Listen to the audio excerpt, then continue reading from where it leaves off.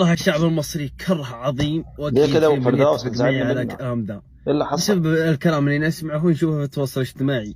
ايوه فبعلمكم لين اتخذت هذه الخطوه.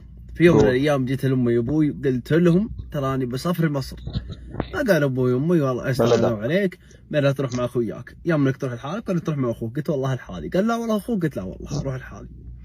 فقررت اني قبل اروح فاسمع من الناس الحولي يا ويلك هينصبوا عليك، هيغدروا فيك، هيقتلونك. وانا والله اني كنت متخوف. ومن الاشياء اللي يوصوني عليه قال ترى بيحتلون عليك. قلت والله ما يحتلون، والله اللي يبطون انهم يحتلون علي.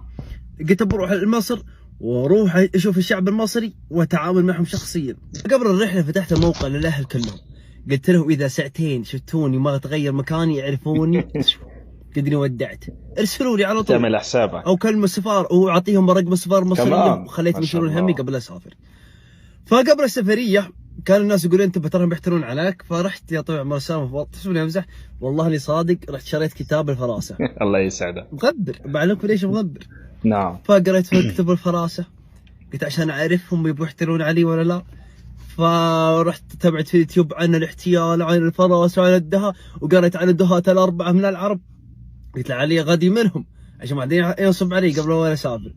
وانا بروح للمطار وينزلوني الربع في المطار قبل الطياره ب 12 ساعه. اي والله وقعت المطار 12 ساعه لين جت طيارتي وتليتها مصر. فاول ما وصلت المطار وانا متنبح مستحيل بتعامل مع احد. فجيتهم بطبيعتنا نحول فلوس ثم ندور شرايح. فجيت المصري قلت ابغى شريحه، قال امشي بوديك. فمطلعني برا المطار، لا والله في بوابه الحالة. أيوة. وقال ادخل مع باب ذا، وانا ادخل. يوم اللي دخلت والله شرطي في وجهي، قال وش يدخلك مع باب ذا؟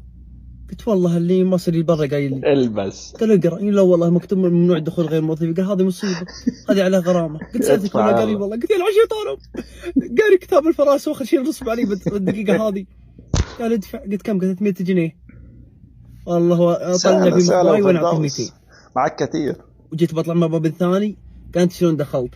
قلت والله مع باب ذاك. قال كم اعطيته؟ قلت اعطيته 200. قال اعطيني 400. قلت والله ما 100. تبي 100 وما نعطيه 100 بدي 200 بعد.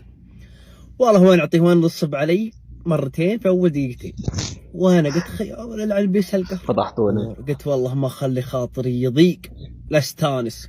فرحت فندق مشهور معروف جدا اسمه فندق حورس هاوس في الزمالك، جميل جدا حي الزمالك حلو. فرحت حديقة الازهر، وحديقة الازهر ما يحتاج اسأل اي شخص جاها، تسحرك بطبيعتها، بالجمال اللي فيها، بالمطعم والاكل، كل شيء ممتاز عالمية. بس لازم